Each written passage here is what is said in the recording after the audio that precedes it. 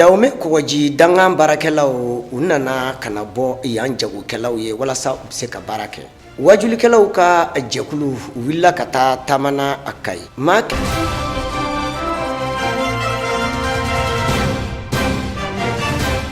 Balma ɲɛta tele mafilɛba bɛɛ lajɛlen aw ni su. An ka jamana ɲɛmaa Elhaji Ibrahim Boubacar Keita ana a furumuso u kɔni wulila ka taa a kɛnɛ kan jumadon n'o ye mars kalo tile 8 ye kɛnɛ kɛrɛnkɛrɛnnen min n'a dayɛlɛlen don an ka musow ani diɲɛ musow ye diɲɛ kɔnɔ a kɛra yɔrɔ min na o kɛra palais de la culture la. Ɲina muso bɛ se ka se a yɛrɛ kɔrɔ cogoya min na denmisɛn ani npogotigiw olu bɛ se u yɛrɛ kɔrɔ cogoya min na wulikajɔ hukumu kɔnɔ o de kosɔn bɛɛ lajɛlen ka wuli k'i jɔ walasa gɛlɛya ni ninjuguya wale minnu bɛ kɛ musow kan dɔ bɛ se ka bɔ o la cogoya min na. Salimata Tarawele ani Laji Tarawele tun bɛ o kɛnɛ kan u ye min sɔrɔ an ka jɛ k'o lajɛ. Kunun kun ye donba ye diɲɛ musow tɔgɔ la n'an b'a fɔ ma ko 8 mars. O ɲɛnamayara kunun ko an ka jamana kɔnɔna na an ka jamalajɛrɛsoba min bɛ yen n'an b'a wele palais de la culture. N'i ye nin kɛnɛ in yɛrɛ ta k'a lajɛ an musow bɔra ka caya kosɛbɛ i n'a fɔ aw ɲɛ b'a la cogoya min na. Nin kɛnɛ in yɛrɛ ka musojɛkulu ɲɛmaw caman kun bɛ yen nɔ fo ka taa se minisiri min yɛrɛ ka baara bɛnnen bɛ musow ani denmisɛnninw fo ka taa se du marali ma n'ale ye Dr Aissata Tarawele a n'an ka jamana yɛrɛ ɲɛma Elhaji Ibrahim Boubacar Keita n'a furumuso Madame Keita Aminata Mayiga fo ka taa se kunnafonidila caman ma. Sigi yɛrɛ kun ye musow bɛ se k'u ka mara sɔrɔ u yɛrɛ bolo cogoya min na ani bingani wale min bɛ ka taga musow sɛgɛrɛ o bɛ se ka dabila cogoya min na n'u b'a fɔ ma autonomie. Nin kɛnɛ in yɛrɛ ka musolaka dɔw y'u ka hakilinaw fɔ an ka jɛ an k'o lajɛ. A tɛ i n'a fɔ an bɛna ɲɛnajɛ la an na tulonkɛ la o tɛ mais a n'a ka bɔ ɲɔgɔn na a kɔrɔ jumɛn ye musow an muso ka ɲɛta sɔrɔ an muso ka lafiya sɔrɔ ka da kan n'i ko du i ko muso ni muso ma sen dɔ jamana ɲɛtaa la a tɛ ɲɛnabɔ ne kɔntanba don ka da kan ɲɛnb'a la Mali musow bɛɛ de bɔra a kɛra i n'a fɔ an bɛɛ fara an bɛɛ baara bɛɛ de bɔra Benisujara wa fɛnɛ kuma minnu fɔra parce que n y'a fɔ cogo min na tulonkɛ bɛ yen nka tulon kɔnɔna la i b'i ka sɛbɛ fɔ ayiwa an ye ɲɛnajɛ min ye kuma minnu fɔra hakili la bɛɛ ka tɛmɛ sɔrɔ a la a bɛ ɲini de halisa an musow fɛ fɔlɔfɔlɔ kɛrɛnkɛrɛnnen an ka bɛɛ fɔlɔ mana mɛ i bɛ jigin i bin wala i ka ji fɔ i tala wala an bɛ min ɲini musow ka bɛn fɔlɔ ka da ka n'a ma bɛn fɛn caman bɛɛ tɛ sabati n'o bɔra la n b'a ɲini fɛnɛ ɲɛmɔgɔw fɛ u ka an muso dɛmɛ gɛlɛya b'a kan gɛlɛya bɛ anw kan bi u ka se k'an dɛmɛ walasa caman ka bɔ gɛlɛya la an t'a fɔ k'a fɔ gɛlɛya bɛ se ka ban dɛ nka u k'an dɛmɛ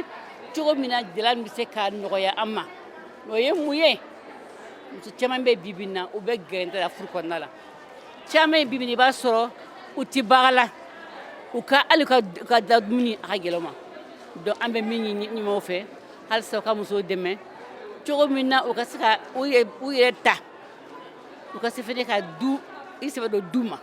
N bɛ se ka min fɔ muso tɔ ye o ye an k'an cɛsiri an cɛ ma foni abada dɔ de bɛ fara kan parce que diɲɛ bɛɛ ɲɛ b'a la ko min b'an ka jamana na bi a gɛlɛyara jɔnni bɛ se ka dɛmɛ kɛ ka faamaw dɛmɛ ka se ka u furucɛw dɛmɛ an filɛ nin ye fɛn min tɔɔrɔ ni kɔlɔlɔ jugu min na n'Ala bɛ se k'an bɔ a la ka d'a kan ko n'a bɛ ka kɛ a tɔɔrɔ ye anw de ta ye an faw an balimacɛw an denw olu de bɛ bi ya Allah subhanahu wa ta'ala an y'a deli Ala ka jisuma kɛ nin ko in fura ye Ala ka musow kunnaja ni musow kunnajara du yɛrɛ bɛɛ bɛ kunnaja. Muso bɛɛ lajɛlen farala ɲɔgɔn kan bi k'u tɛgɛ di ɲɔgɔn ma ka na jɛ ka 8 mars fêter ɲɔgɔn fɛ o fana ye nisɔndiyaba ye u bɛ bɛn ni kelenya jira ɲinan 8 mars kɔni anw nisɔndiyalen don a la sabu an ka musow camanba de bɔra bi ka na palais la ka na fête kɛ ɲɔgɔn fɛ an yɛrɛ bɛ feere la a kɔnɔ yan mɔgɔw bɛ ka tɛmɛ ka sanni kɛ an ka minɛnw bɛ ka lakodɔn ka sababu kɛ 8 mars ye an nisɔndiyalen don muso bɛ dɔ kɛ ne bɛ foli k'a bɛɛ lajɛlen ye u k'u cɛsiri muso minnu yɛrɛ tɛ fɛn na u ka cɛsiri jala ta ka gɛrɛ ɲɔgɔn na ka ɲɔgɔn ɲininka ka ɲɔgɔn bolo minɛ ka hakilina ɲini ɲɔgɔn fɛ ka bɛn ni kelenya sinsin an k'o bɛɛ lajɛlen ta ni ɲɔgɔn cɛ musow an k'an cɛsiri k'an timinandiya sabu anw bɛ baara min yɛrɛ la nin bɛ daminɛ depuis Gawo kɔnɔ n'i y'a mɛn ko tobili dɔrɔn a bɛɛ ye bayɛlɛmali de ye donc bayɛlɛmalikɛla fɛn fɛn bɛ yen ne b'a bɛɛ lajɛlen fo muso fɛn fɛn bɛ dɔ la ne b'a bɛɛ lajɛlen fo k'an dɛmɛbaga jɛkuluw fo. Walayi ne nisɔndiyalen don kojugu ka d'a kan bi an ka fête de an ka lafiya dɔn de ye bi ye donc a nisɔndiya yɛrɛ tɛ se ka fɔ ka ban yɛrɛ. Bon n bɛ min fɔ musow ɲɛna an ka bɛn an ka kɛ kulu ye an ka bɛn n'anw bɛnna cɛw bɛ lafiya denw bɛ lafiya an yɛrɛ bɛ lafiya sigida bɛ lafiya n'anw ma bɛn hali jamana tɛ lafiya. Violence contre les femmes o ka dabila. 8 marsi kɔnɔna la musolakaw ka laɲini kɛra min ye ka ɲɛsin jamana ɲɛmɔgɔ ma a ka ko bɛɛ lajɛlen kɛ yaasa gɛlɛya in bɛ se ka sama ka bɔ an musow kan cogoya min na. An b'a ɲini Ala fɛ Ala ka san caman 8 marsi jira an kɛnɛma na. maa minnu n'u ka mɔgɔw bɛ ɲɛ Benin kɔgɔji danga na an bɛ se k'a fɔ u ka faaba Kotonu o kɔgɔji danga na walasa Mali ni Benin cɛ tɛgɛdiɲɔgɔnma bɛ se ka sabati cogoya min na o de kosɔn maa minnu n'olu ye kɔgɔji danga baarakɛlaw ye n'o ye port autonome ye Kotonu olu kɔni ye wulikajɔ dɔ daminɛ ani ka kunnafoni di mɔgɔw ma walasa fɛn min ye kɔgɔji danga an ka jagokɛla caman ka minɛ bɛ se ka tɛmɛ yen fɛ cogoya min na nin kɛra alamisa don n'o ye mars kalo tile 7 ye a kɛra an ka jagokɛlaw ka soba ɲɔgɔnnajɛrɛ so kɔnɔna na ani n'o filɛ nin ye Moti n'o filɛ nin ye Moti an b'a yira la k'a fɔ nin taama min filɛ nin ye nin wulikajɔ min filɛ nin ye ni a kɔni kɛra ka ɲɛsin Mali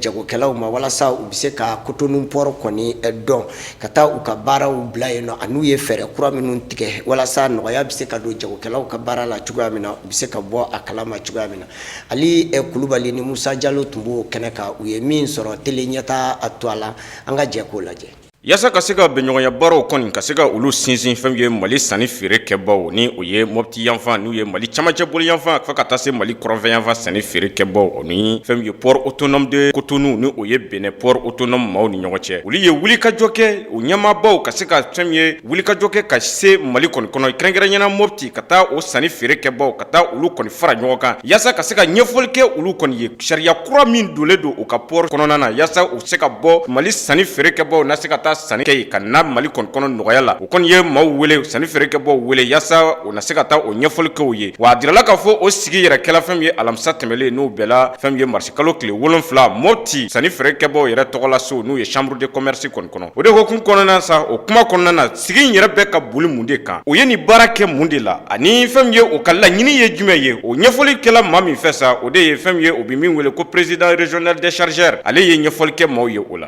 An ka lasigi tun bɛ min kan parce que nin y'an ka laɲini kɔrɔ ye a mɛnna mais Ala de y'a latigɛ bi Cotonou port mɔgɔw ka se ka na anw commerçants n'an ka transporteurs kumaɲɔgɔnya pour que an ni u ka se ka jɛ ka baara k'u ka port la cogoya min na parce que u ye port nin développé u y'a dilan kura ye u ye quai kuraw dilan la donc anw tun bɛ jɔrɔ min na port ko la u y'o yɔrɔ kuraw bɛɛ dilan donc u ka visite fɔlɔ kɔni kɛra Mopti de ye ka na Mopti opérateur nɔfɛ pour que an n'u ka se ka jɛ ka baara kɛ u dana vraiment a diyara n ye a bonyana an ma fana a kɛra an ma satisfaction da ye vraiment ni Ala sɔnna ma don n'a nataw la fana ni Ala sɔnna ma an fana an bɛna se u fɛ yen ka se ka baara an n'u ka se ka baara kɛ ɲɔgɔn fɛ effectivement u ka jaabi u ye jaabi minnu kɛ o de ye kuma yɛrɛ jaabita ye parce que an ka mɔgɔw ye laɲini minnu kɛ bon laɲiniw don sinon pratiquement an y'olu b'a bɛɛ ɲɛdɔn bi u ka nɔgɔn ni port in bɛɛ ye bi parce que an ka mɔgɔ min bɛ ka ɲininkali minnu kɛ caman bɛ yen olu tɛ taa terrain yɛrɛ kan ne bɛ terrain kan don o don donc u ye nɔgɔya min kɛ hali u ka traversée de la route ka bɔ Cotonou dugu kɔnɔ fo ka n'a bila u ka frontière la polisi tɛ tɔɔrɔ gendarme tɛ tɔɔrɔ o ye nɔgɔya belebele dɔ ye fɔlɔ port fana kɔnɔ u sécurisé len don bi i bɛ don i b'i ka minɛn ta cogo min k'i diya i bɛ bɔ n'a ye donc vraiment satisfaction dan don ne kɔni bolo n'i y'u ka port ta par exemple ka na Mopti dɔrɔn ka b'u ka port yɛrɛ kɔnɔ ka na Mopti ça fait 1300 km n'i ye Gao ta Gao fana o fana sira b'i ye tuguni n'i bɔra o fɛ i bɛ se ka taa Gao 1400 km donc ka tɛmɛ ka taa Kidali ninnu na donc o fana y'a dama frontière ye donc n'i y'a u ye yan choisi u ni yan mɔgɔw ka baara kɛ surunya kama vraiment o yɛrɛ de kama u ye yan choisi bon n'i dun y'a jateminɛ a da ka di anw na ka tɛmɛ port tɔw kan ka bɔ Mopti ka taa Abidjan ça fait 1400 km juste y'a dɔn nin ka surun n'o ye kelen ka bɔ Mopti ka taa Lomé ça fait 1600 km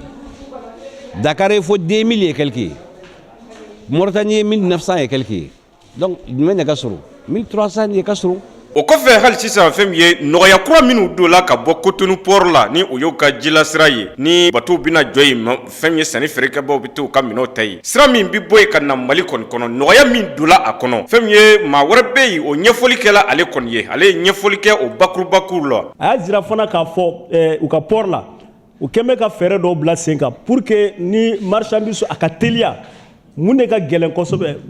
bateau donni ale n'i ka minɛn chargeli fo ka taa se minɛn bɔli ma ka taa ko u ye fɛɛrɛ kɛ o la min b'a to o bɛ dɔgɔya kosɛbɛ kɛrɛnkɛrɛnna an ka balofɛn minnu n'olu bɛ tali kɛ an ka mɔgɔɲɛfɛn fɔlɔ minnu n'o ye nɔnɔ ni tulu ni sukaro n'a ɲɔgɔnna ninnu ye ko kabini bateau yɛrɛ bɛ annoncer k'a fɔ bateau filɛ ka na fɛɛrɛ bɛɛ bɛ kɛ pour que bateau ka kɔse i ka mobili ka don mobili ka charger k'a ka se ka bɔ ka taa joona donc olu ye o jateminɛ mun fɛ u b'a jira k'a fɔ port autonome de Cotonou olu ka laɲini ye min ye Mali bɛ degun min na sisan nɔ Mali bɛ ka jɔ kura ye a sen kan ko donc olu b'a fɛ u sen ka ye o baaraw kɔnɔna na donc n'i ye nin bɛɛ lajɛlen fara ɲɔgɔn kan bi bi in na donc olu b'a ye k'a fɔ port autonome de Cotonou ale port ka nɔgɔn yɔrɔ bɛɛ ye u ye fɛɛrɛ bɛɛ kɛ min n'a to maliyɛnw bɛ se ka lafiya aw ka minɛnw bɛ don ka bɔ aw bɛ lafiya sɔrɔ a kɔnɔna na cogo min na. o kɔfɛ sanni feerekɛba minnu tun bɛ kɛnɛ kan olu kɔni ye ɲininkaliw kɔni tengu ni maa kofɔlɔ ninnu na n'u ye bɛnɛ ɲɛmaaw ninnu ye minnu nan bɛ a kumaw ɲɛfɔli la kɛrɛnkɛrɛnnena Jonathan Akwabe olu kɔni ye ɲininkaliw sɛmɛw la gɛlɛya min bɛ yen ni u kun b'a sɔrɔ sira kan o gɛlɛyaw a bɛ se ka o fɛnsɛn o ye cogoya min na an ka jɛ k'u labɛn. ne donna transporteur ninnu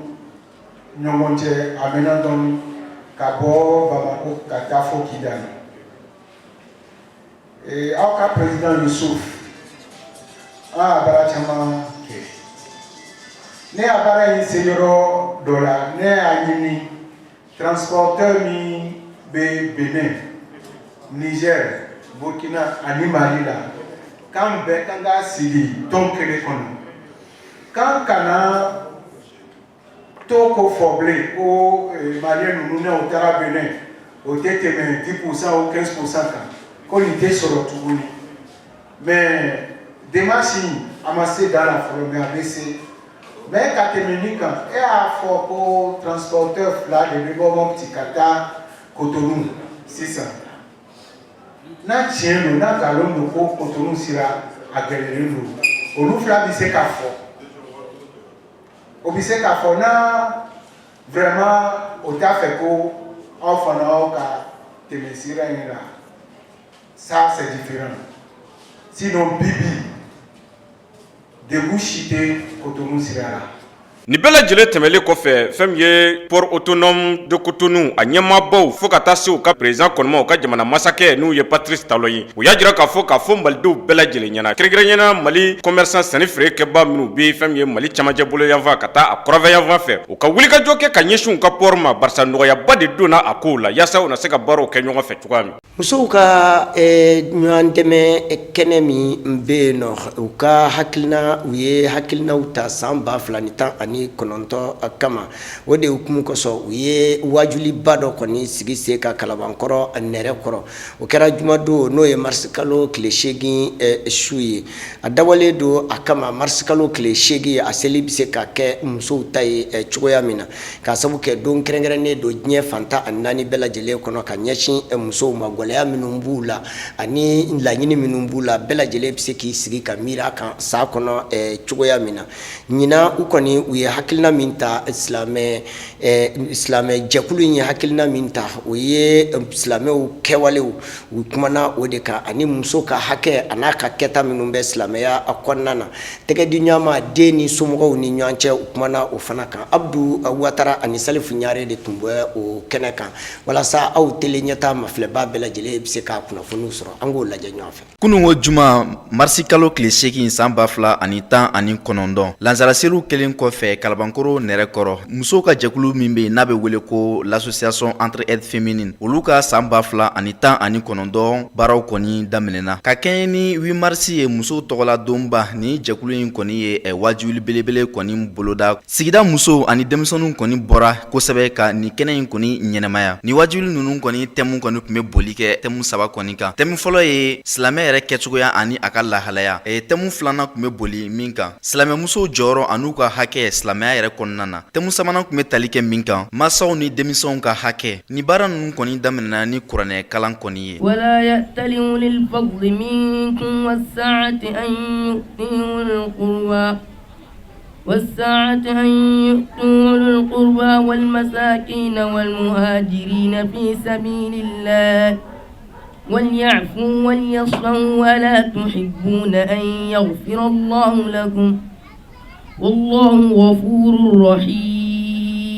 Kuranɛ kalan kɔfɛ karamɔgɔba caman kun bɛ kɛnɛ kan minnu ye ɲɛfɔli kɛ 8 mars yɛrɛ kan ka kɛ cogo min na, a nafa ani ka ɲɛsin diɲɛ muso ani denmisɛnninw bɛɛ lajɛlen ma, ani silamɛya yɛrɛ y'a fɔ cogo min na 8 mars fɛti kan ka kɛ cogo min na. A tɛ dogola mɔgɔ si ye k'a fɔ ni farifoni kɛnɛ don ni silamɛya nisɔndiya yɛrɛ kɛrɛnkɛrɛnnen de ye, ka d'a kan laadala ni lahalaya ninnu lahalayaw tɛ minnu dogolen don an na. An b'u dɔn a ka ca la fɛn minnu bɛ kɛ nin don ninnu na n'o ye san o san 8 mars ni fɛti don nisɔndiya dɔn don min dilen don musow ma. An b'a ye jama fanba b'a ɲɛnajɛ kɛ cogo min na ani nin kɛra cogo min na u tɛ kelen ye. O la ni anw bɔra ni ɲɔgɔn kalama ko u b'a fɛ a ka kɛ ala ko la, a ka kɛ lahalaya la, lahalaya min ni silamɛ muso minnu b'a kɛ u k'a dɔn mun de ye 8 mars ye, wa a fɔra ko hakɛ minnu dira musow fɛnɛ ma, yala sariya fɛnɛ ka hakɛ dilenw ye jumɛn de ye, olu ka ɲɛfɔw ye. Alhamdulillah, o ye fɛn de ye fɛn min b'an nisɔndiya kosɛbɛ, ka d'a kan a ka d'anw ye ka kɔrɔ mɔgɔw ka silamɛya nin don mun de don. Silamɛya nana mali fɛn jumɛn ye, n'an kɛra silamɛ ye an bɛ mun de sɔrɔ, ka d'a kan an dɛsɛbaliya ou an dɛsɛra ka kɔlɔ ala ye nin fɛn ninnu dɔnbaliya de kosɔn. N'a kun y'a sɔrɔ an kun bɛ nin fɛnw dɔn k'a fɔ n'an kɛra silamɛ ye an bɛ tɔnɔ jumɛn sɔrɔ, mun de b'anw ye nin yɔrɔ ye n'an ye Allah subhanahu wa ta'ala bato, an kun tɛ gɛlɛya sɔrɔ silamɛya kɛli la. N'i y'a ye bi denmuso bɛ bɔ cogo min ka d'a ye, ba mɔgɔ t'a la fa mɔgɔ t'a la, depuis k'a to yen n'a tiɲɛna. N'o tɛ fɔlɔ bamananya tile i kun bɛ taa lahara i tɛ denmuso y'a kunkolo si bɔlen kuma tɛ i k'a mɛn k'a walicɛw sigilen don. Mais an bɛ wagati min na bi a bɛɛ danbe tiɲɛna. Ka sababu kɛ mun ye? Baw ni faw de don. Parce que n'i y'a mɛn ko den tiɲɛna ko bi denw tiɲɛnen don, ne ma sɔn fewu bi den tɛ se ka tiɲɛ ka bin ba to yen. Fɔlɔ ba kun ka ɲi, fɔlɔ fa kun ka ɲi, fɔlɔ den kun ka ɲi. Ni bi den tiɲɛna maa min y'a wolo o bɛ kɛ cogo di? Ka do i ka den ta i k'a éduquer, fɔlɔ den kun mana nɛni kɛ ni ba kelen kun y'a bugɔ walima ni cɛ kelen kun y'a bugɔ, fa kun tɛ den in na ka taa so kɔnɔ ka taa f'a ye ko dɔ y'a bugɔ kɛnɛma, ko yala a y'a bugɔ mun kama k'a ye nɛni kɛ yan, f'a ka sa kun tɛ segin o kan, o bɛ tila k'a minɛ ka dɔ fara a kan, fa b'i la bi ka jɔn den bugɔ kɛnɛma yan n'u ma t'i datugu kaso la. Quand 8 mars nana k'an jogo de don an na, 8 mars nana k'an jogo dilan, wa ala ye ala kira ci ɲɔgɔn de sallallahu alaihi wa sallam ko fa innaka la ala kulli azim. Ala ye Muhamadu di ni jogo de, jogo kun bɛ yen dɛ, mais kana jogobaw dafa de. Jogo dɔw kun dogolen bɛ, dɔw kun ma ye, dɔw wo kun datugulen bɛ, maaw kun tɛ dɔw kalama, belebeleba in cira ka n'a tɔ dafa. Wa ni 8 mars sera i k'a yira i den na ko karisa bi ye 8 mars ye, bi an ka bi muso don ye, i jija i k'a lajɛ i ka se k'a f'i muso ye. I bɛ den muso joli jɔ i b'a fɔ ko bi ye 8 mars ye, a bɛ mun dɔn ko an ka taa dɔn kɛ walima an ka taa samisɛnman kɛ an ka taa fɔli kɛ, ale t'i foyi dɔn ni 8 mars ye n'o tɛ parce que ko tubabu ka baara don. L'islam sert à guérir la souffrance de l'homme, tout comme la médecine soigne les souffrances du corps. Silamɛya nana de ka adamaden dilan, silamɛya nana de ka adamaden jogo don a la. I b'a fɔ misaliya la ni maa banana i bɛ taa dɔgɔtɔrɔso la cogo min dɔgɔtɔrɔ b'i furakɛ. Muso b'a disi gosi a cɛ kunna, ne n y'o de fɔ n ko n'an ye balaniw kɛnɛ to yen tuma min na ka didadiw to yen ka to ka 8 mars kɛ ala ta ye, fɛn min e ni ne ka foyer bɛ ɲɛ an si so kɔnɔ. Muso b'i disi gosi, ne a tɛ kɛ ne la a tɛ fɔ ne ma, walahi tɛ den foyi wolo k'a tɛ kɛ tori ye, tori dun n'i y'a ta a bɛ ɲɛgɛnɛ k'i kan. An k'an jija, musoya yɛrɛ nana kun min kosɔn an k'a ɲini k'a dɔn. Aw ni ne sigilen filɛ kɛnɛ min kan ka se ka diinɛ lase bi an ka kalanden tali na ko musobaw ni cɛ ŋaŋaraw de niw bɔra a ko dafɛ. Jeli fɔlɔ min bɔnna diinɛ nɔfɛ cɛ tɛ dɛ, karamɔgɔw bɛ yan, Sumeya faga cogo cɛjugu ka sen kelen siri ɲɔgɔmɛ kelen na ka kelen siri ɲɔgɔmɛ kelen na ka ɲɔgɔmɛ bugɔ ɲɔgɔmɛ ka boli k'a woro bɔ ɲɔgɔn na la ilaha illallah o kosɔn alakira alayhi salatu wasalam don min na nafi silamɛ nafigiw tun b'a kɔ don min na alakira bɛna ka hijira kɛ don min na ko musoba dɔ de ye alakira gide n'o ye Ummu Salama ye banbagaciw ni filaninkafow kɛlen ka alakira degun ka degunba ɲɛkɔrɔ silamɛya fɔ nka n'a tɛ u bɛ min kɛ u ka jan ni bɔ ye u banna alakira ye laada fɛn fɛn fɔ u banna k'a kɛ ko Ummu Salama de nana se alakira ma ni hakili ɲuman ye a ko Muhamadu n'a ma ɲɛ i ka mɔgɔw ko k'u tɛ sɔn e yɛrɛ fɔlɔ k'i ka bagan faga dɛ i k'i ka kun di hiji daminɛtɔ de filɛ dɛ ka da kan minɛli kɛra ko embargo donna Maka ni Madina cɛ a ye san caman kɛ dɛ Ummu Salama de ye alakira gide kumana min na a y'a ka bagan faga k'a kun di sahaba minnu b'a kɔ minnu dalen bɛ Ala la minnu dalen tɛ Ala la a bɛɛ lajɛlen sɔrɔla k'a ka hiji kɛ ka tugu alakira kɔ nka jɔn y'a s'a ma muso ɲuman ni jɛkulu in ɲɛmaaba ni o ye madame Mayiga Mariam Mayiga ye ale kɔni ye ɲɛfɔli kɛ anw ye ni jɛkulu in sigikun an'u ka laɲini ye min ye bi ye 8 mars 2019 donc 8 mars ye don ye kɛrɛnkɛrɛnnen mun dilen don musow ma yasa musow ka se ka u jɔ ka u réfléchir ka dɔn u ka diɲɛlatigɛ la u ye mun kɛ u kan ka mun kɛ u kan ka taabolo jumɛn kɛ donc o kɛnɛ de ye nin anw entraide muso ani Kalaban muso an y'a jate minɛ yanni an bɛ 8 mars kɛ kulonkɛ ye an k'a kɛ fɛn ye mun ye Ala ko ye o de ye an se nin kɛnɛ kan o de ye nin prêche ye donc an ye thème minnu choisi o thème fana o ma choisi au hasard o thème ninnu fana ye mun ye o ye ka silamɛ ka attitude silamɛ kan ka kɛ cogo di silamɛ kan k'i comporter cogo di parce que anw hakili la religion ye ka i masurunya Ala la mais religion kɔnɔna a kɔ n'a ɲɛ comportement de b'a la minnu bɛ société dilan donc o de kama anw y'an basé diina kan k'a fɔ an b'an ka 8 mars kɛ ni diina sira ye k'a kɛ ni Ala sira ye k'an masurunya Ala la an ka hɛrɛ ɲini jamana ye nin jama in ma dɔrɔmɛ kelen di mɔgɔ si ma an ma mobili bila ka taa mɔgɔ si ta mais bɛɛ nana a yɛrɛ ye basa an ko ko 8 mars an b'a kɛ ni diina sira ye an b'a kɛ ni Ala sira ye an b'a kɛ ni thème ye thème minnu bɛ se ka an yɛrɛ ka hakɛw ko fɔ thème minnu bɛ se ka an bɛ se k'an comporter cogo di société la yasa ka société dilan ani thème minnu bɛ an yɛrɛ ni an denw cɛla gɛlɛya fɔ parce que société gɛlɛyalen don bi an t'a dɔn den ninnu anw de ye wolo wa den ninnu de y'an wolo donc an ye mɔgɔ ninnu bɛɛ nana k'a sababu kɛ nin diina ko in ye donc alhamdulillah u ni cɛw ni barajiw yɛrɛ 8 mars ye journée mun ye an bɛ to ka an ka association ye entraide n'o ye ɲɔgɔn dɛmɛ ye an bɛ to k'an ka activitéw lancer kuma bɛɛ 8 mars de la activitéw daminɛ bɛ kɛ an bɛ ka prêche mun kɛ nin san kɔnɔna na nga o dɔrɔn tɛ entraide ka baaraw ye activité wɛrɛw bɛ yen nɔ dans 2 mois yanni examen bɛ se an bɛ dɛmɛ don ekɔlidenw ma o de y'a to aw ɲɛ bɛ denmisɛnninw cayalen bɛ yan parce que an bɛ k'u ka to ni prêche banna an bɛ na u ka tɔgɔ sɛbɛn kɛ an bɛ na mɔgɔ hakɛ mun ta k'u appuyer k'u dɛmɛ u ka kalan ta sira fɛ examen ta sira fɛ donc an bɛ n'u tɔgɔw sɛbɛn ɲinan taw mɔgɔw tɔgɔ sɛbɛn o de ye an bɛ mɔgɔ hakɛ dɔ ta association yɛrɛ fanga bɛ se ka mɔgɔ hakɛ mun former an b'u former 2 mois à l'avance avant les examens a kɛra DEF ye o a kɛra bac ye o an b'u fɛngɛ 2 mois o 2 mois kɔnɔ an bɛ professeur de ta an bɛ minnu sara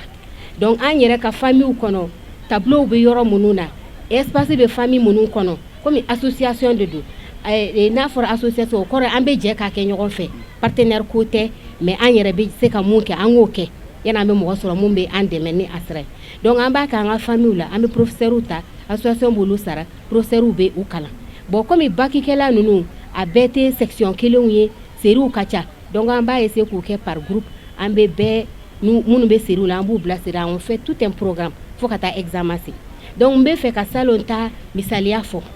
parce que ni i bɛ fɛn kɛ i ka sigida la n'i y'a ye a ka ɲi i bɛ fɛ tɔw k'o kɛ an kana ko bɛɛ to gouvernement ma an kana ko bɛɛ to k'a fɔ an ka mɔgɔ wɛrɛ sɔrɔ mun b'an dɛmɛ an yɛrɛ ka dɔɔni kɛ an ka dɔɔni mun kɛ ye nin ye an bɛ minnu dɛmɛ ni nin ye salon bac la bɛɛ b'a dɔn ko état yɛrɛ gouvernement ye 27% de kɛ mais an ye mɔgɔ minnu ta k'u former a dɔw bɛ yan nɔ halisa yɛrɛ o mɔgɔ ninnu nous on a fait 68%. Donc au kɔrɔ ye n'an continuer o fɛ don dɔ la an bɛ 100% kɛ et puis o 68% in na minnu ye mention assez bien sɔrɔ o de ka ca donc an y'a ye fɛn min don a ka ɲi donc an b'a ko an bɛ continuer o fɛ donc an kɔni bɛ dɛmɛ ɲini association don an b'a kɛ ni an fangani ye mais n'a ye dɛmɛ sɔrɔ dɛmɛ man dɔgɔ donc o ye association activité fɔlɔ ye o mana bɔ yen mois de carême bɛ ka na donc san o san fana an bɛ to ka suntigɛ dilan ka suntigɛ bila ka taga misiriw la misiri hakɛ mun ni an fanga bɛ se ka mun lasɔrɔ o fana tɛ ko partenaire de b'an bolo mun bɛ ka an dɛmɛ mais an yɛrɛ fangani na an bɛ se ka mun kɛ an b'o kɛ salon ta an y'a kɛ misiri tan ɲɔgɔn alhamdulillah an sera k'a kɛ fo ka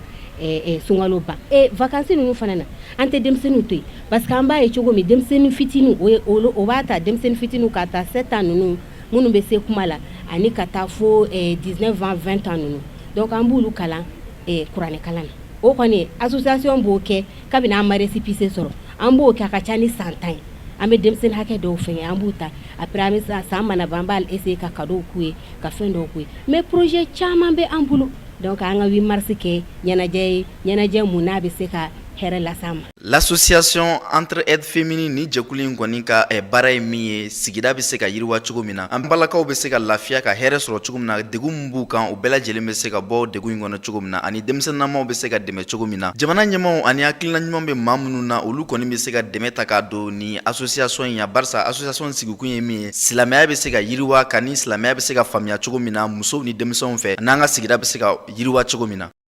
Jɛkulu min bɛ yan nɔ n'o ye hiji n'o ye an ka wajulikɛlaw ani alimamuw ka jɛkulu ye n'u k'a ma ko Ligue des prédicateurs et imams du Mali olu ye taama kɛ ka taa Kayi kunu jumadon na a dabɔlen don a kama walasa arayi faaba min filɛ nin ye bɛɛ ani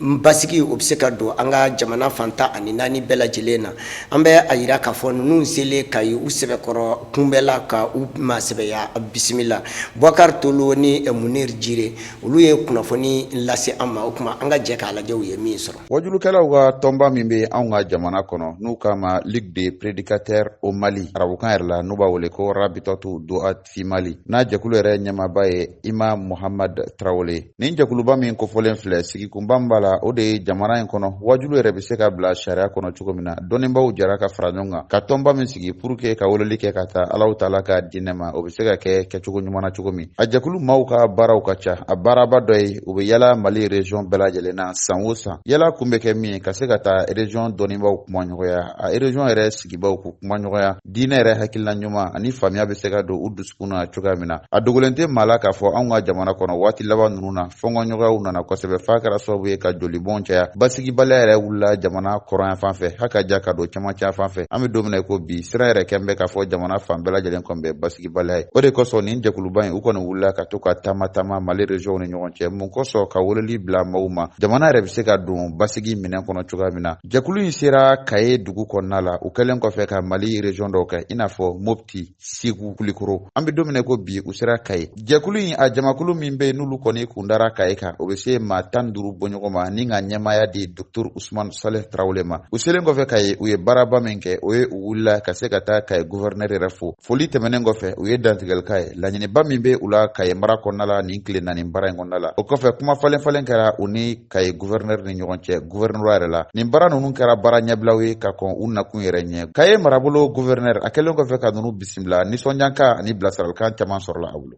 parce que diɲɛ ko o ko i tɛ se ka a nafa bɔ n'i m'a kɛ ko ɲuman i tɛ se ka a kɛ ko ɲuman n'i m'a faamu i tɛ se k'a faamu fana n'a ma ɲɛfɔ i ye olu ye ɲɛfɔlibagaw de ye donc a ka d'an ye bilasiralikan min b'u bolo o k'a lase anw ni Kayikaw bɛɛ lajɛlen ma u nali diyara n ye kosɛbɛ kosɛbɛ surtout u ka thème ye ɲinan n'o o ye silamɛya ni jamana kɔnɔ basigi bɛ taa cogo di basigi nafa jumɛn de b'a la jamana ka développement kɔnɔ nin ye thème ba de ye bi ni Mali bɛ lahalaya min kan n'i y'o lajɛ thème ba don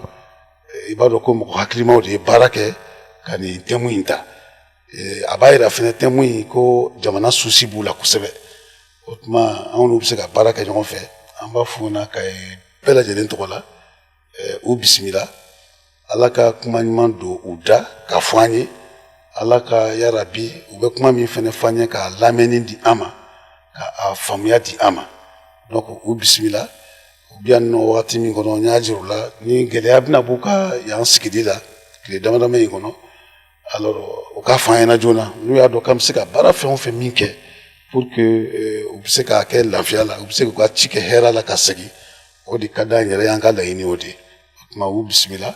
ala ka hɛrɛ kɛ u ɲɛ yan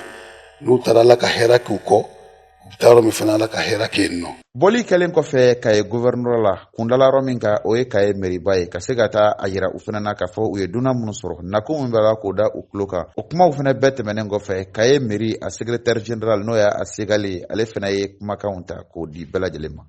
alhamdulilayi rabbil alamina ligi ka nali diyara an ye kosɛbɛ parce que u ye dantigɛli minnu na s'an ma k'a fɔ u ka nali tɛ dɔwɛrɛ ye ka laseli kɛ silamɛw ye pour que basigi bɛ se ka kɛ jamana in kɔnɔ cogo min na ka laseli kɛ pour que ka silamɛya sinsin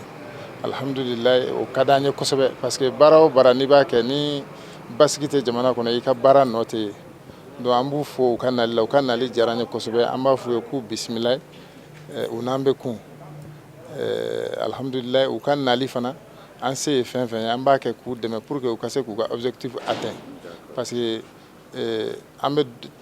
cogoya min bɛ jamana kɔnɔ bi jamana bɛ lihalaya min kɔnɔ bi mɔgɔ o mɔgɔ bɛ dɛmɛ kɛ pour que ka faamuyali di mɔgɔw ma pour que ka basigi nati vraiment o tigi ka kan ka fo a ka baara la o tigi ka kan ka dɛmɛ donc ne kɔni nisɔndiyalen don wa an bɛ dugawu kɛ fana ala k'u bolo mɛn u ka baara la ala k'u mɛn nin sira in kan ala kana découragement s'u ma ala ka cɛsiri in t'u bolo tout le temps mɔgɔw ka bɔ ka taa ka fara u kan u ka baara kɛ ɲɔgɔn fɛ mɔgɔw ka bɔ ka taa kuma lamɛn mɔgɔw ka bɔ u sen ka sɔrɔ ko nin bɛɛ la a ka k'u ɲɛna je crois que o de b'a to ligue des prédicateurs y'ala wuli kun min kama ni mɔgɔw bɔra ni mɔgɔw y'u cɛsiri ka fara u kan o de la to u bɛ objectif min nɔfɛ o fana bɛ sɔrɔ voilà u bɛ jama de ye olu t'u yɛrɛ ye u bɛ jama de ye u bɛ jamana in de ye donc mɔgɔw ka bɔ k'u dɛmɛ u ka baara la o de ka d'an ye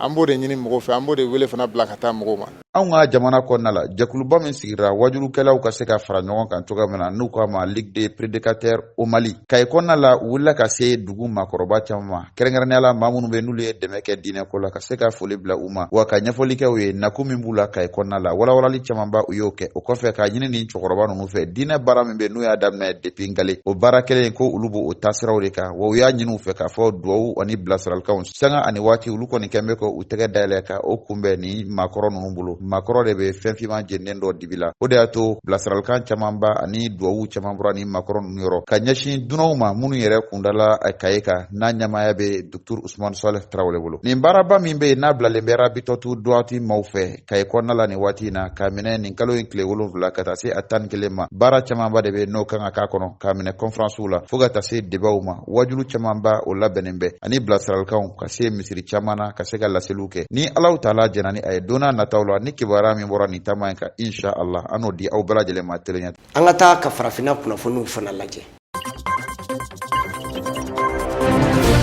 Nigeria jamana kunkanko kibaruyaw la a jirala k'a fɔ ko fɛn min ye Nigeria jamana ɲɛmaa n'u ye Muhammadu Buhari ye jamanadenw kɛlen k'u ka danaya da a kan kalafili min tɛmɛnen kɔfɛ ni kɛmɛ sarala ale kɔni ye 56 bɔɲɔgɔnko kɔni sɔrɔ kuru la fɛn min ye Nigeria jamanaden $72,000 bɔɲɔgɔnko kɔni ko olu kɔni de kɔnɔlen don bi sibiri yaasa u na se ka taa kala ta cogoya min na u ka maa dɔw ye ka olu kɔni baara dɔw kalifa u la k'o ti dɔwɛrɛ ye u ka marabolo ɲɛmaaw n'an b'u wele ko gouverneur fo ka taa se u ka wasadenw kɔni ma n'u ye députéw ye olu ka kalafili ko olu kɔni bɛna kɛ fɛn min ye bisibiri fɛn min ye Nigeria jamana kɔni kan maa $70,000 bɔ ɲɔgɔn ko Nigeria jamanadenw la olu de kan k'o sugantiliw kɛ wa jirala fana k'a fɔ n'i ye ko bɛɛ lajɛlen kɔni jateminɛ ko kabini san 2015 waati n'i y'a jateminɛ fɛn min ye o ka jamana ɲɛmaa n'u ye Muhammadu Buhari ye ale ka parti n'u ye APC ye ko a bɛ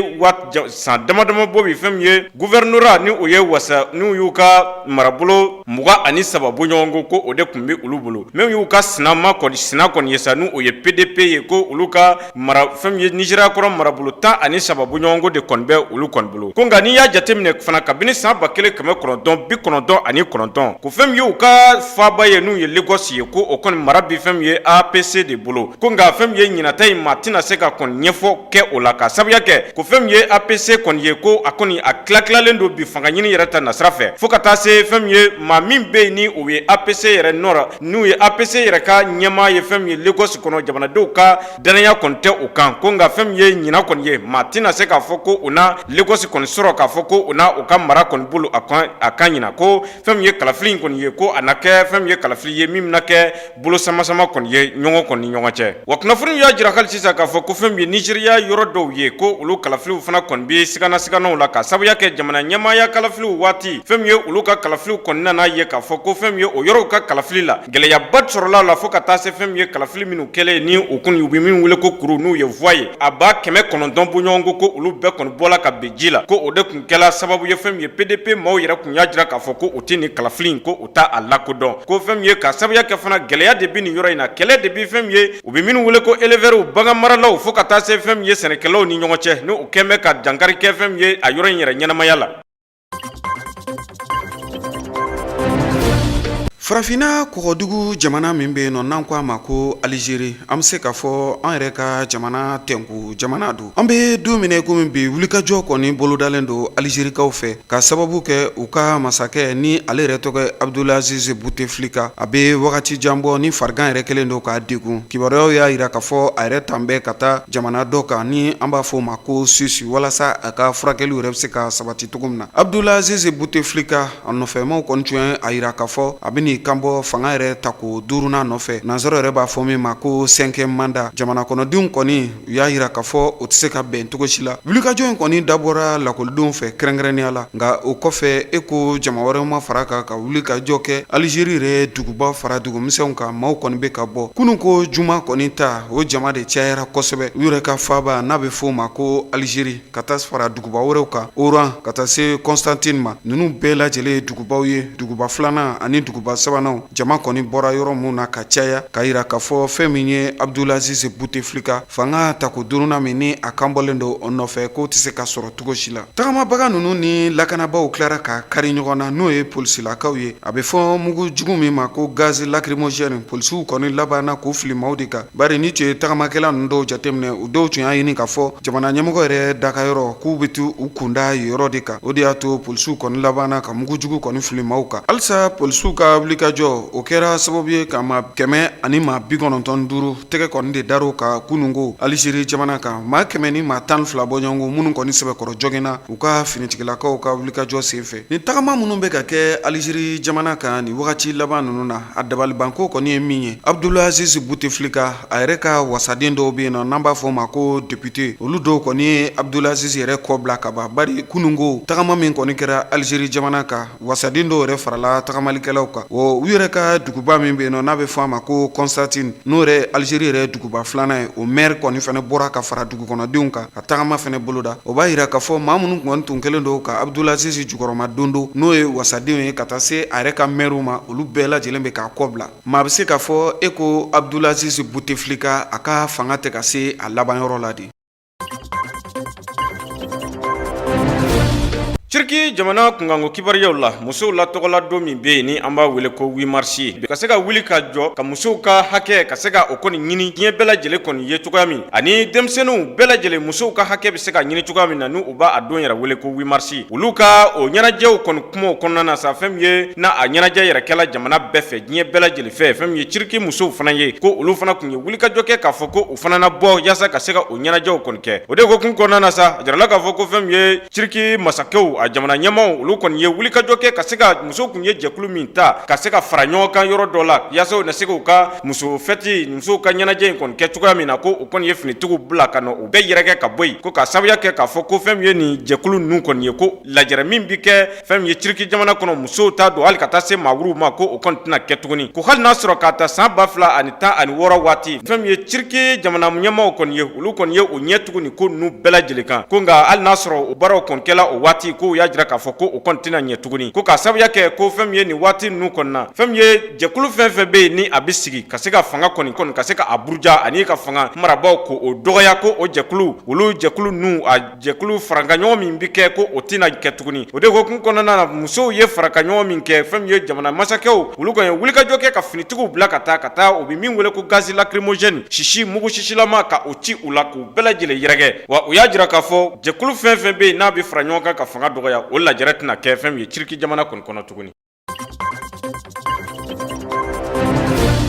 ɲɛjuru caninenw ka jamana min be yen nɔ n'an ko a ma ko Corée du Nord wulikajɔ kɔni ni cɛsiriw bɛɛ lajɛlen bɛ ka bila sen kan walasa u ka mugujugu min be yen nɔ ni an b'a fɔ a ma ko bombe nucléaire ka se ka a baaraw dadon ko kuran kɔ u ka dugu min be yen nɔ n'a bɛ fɔ o ma ko SOA nin dantigɛli kɔni kɛra u kɛrɛfɛ jamana min be yen nɔ n'a bɛ fɔ o ma ko Corée du Sud ka taa se l'américain yɛrɛ ka jamana ma bari olu ye pankolon dɔw de ta ka munumunu salo kɔni kɛ sanu dugu cɛ u nana ye k'a fɔ a bɛ fɔ mugujugu min ma ko bombe nucléaire walasa ka se ko o labɛn yɛrɛ sabati o baaraw bɛ ka kɛ SOA Corée du Nord yɛrɛ dugu kofɔlen in na hali ni y'a sɔrɔ ni ye ni dugu yɛrɛ ta k'a lajɛ nin baara ninnu kɔni tun sɔrɔla kabiri utukalo yɛrɛ tɛmɛnen na Corée du Nord kaw yɛrɛ fɛ nka mun dun y'a to tile fila in na u kɛlen don ka a baara kurakuraya sigikafɔ dun tun kɛra l'américain yɛrɛ ka masakɛ n'o o ye Donald Trump ka taa se Corée du Nord yɛrɛ masakɛ n'an ko ale ma ko Kim Jong-un min ni a kɛra Hanoi Vietnam yɛrɛ jamana kan o sigikafɔ ninnu bɛɛ lajɛlen kɔfɛ mun dun y'a to mugujugu ni dilanni a bɛ ka daminɛ Corée du Nord kaw fɛ maa dɔw kɔni ka ɲɛfɔcogo la nin ye bagabaga de ye ka ta ka l'américain jamana yɛrɛ sɛgɛrɛ bari ni ye l'américain yɛrɛ ka masakɛ ta k'a lajɛ Donald Trump ani Kim Jong-un ka sigi kɔnɔna na Hanoi bɛn ma se ka kɛ kumaw ka cogo si la bari Corée du Nord masakɛ tun ye a ɲini gwarantɛ minnu binnen don a ka jamana kan n'a bɛ fɔ o ma ko sanction olu juru yɛrɛ bɛ se ka yuguba cogo min na i n'a fɔ diɲɛ yɛrɛ seleke naani tɔnba o ka bolofara min bɛ yen nɔ ne a yɛrɛ sigilen don lakana yɛrɛ bɛ se ka sabati cogo min na diɲɛ yɛrɛ bunakun kan n'a bɛ fɔ o ma ko conseil de sécurité san 2016 ka taa san 2017 la olu tun y'a ɲini gɛrɛntɛ min yɛrɛ bɛ Corée du Nord kan o gɛrɛntɛ ka wuli ka bɔ yen nka Donald Trump o kɔni sɔn tɛ o baara in ma cogo si la o de y'a to Corée du Nord o kɔni kɛlen don ka wulikajɔw bila sen kan u ka mugujugu minnu bɛ yen nɔ ni a bɛ fɔ a ma ko arme nucléaire ka se ka o baaraw daminɛ cogo min na min b'a to Donald Trump yɛrɛ na siran walasa gɛrɛntɛ minnu talen don ka Corée du Nord yɛrɛ sɛgɛrɛ o gɛrɛntɛw bɛ se ka wuli ka b'u ka jamana kan cogo min na ni jamana kɔni bɛ diɲɛ kɔnɔ bi min kɛlen don ka diɲɛ yɛrɛ setigi jamanaba in kamana gan n'o ye l'américain ka jamana ye o de ye Corée du Nord ye kibaruya minnu mana bɔ a la don n'a nataw la an bɛ n'o da tele ɲɛta filɛbaw bɛɛ lajɛlen tulo kan inshallah.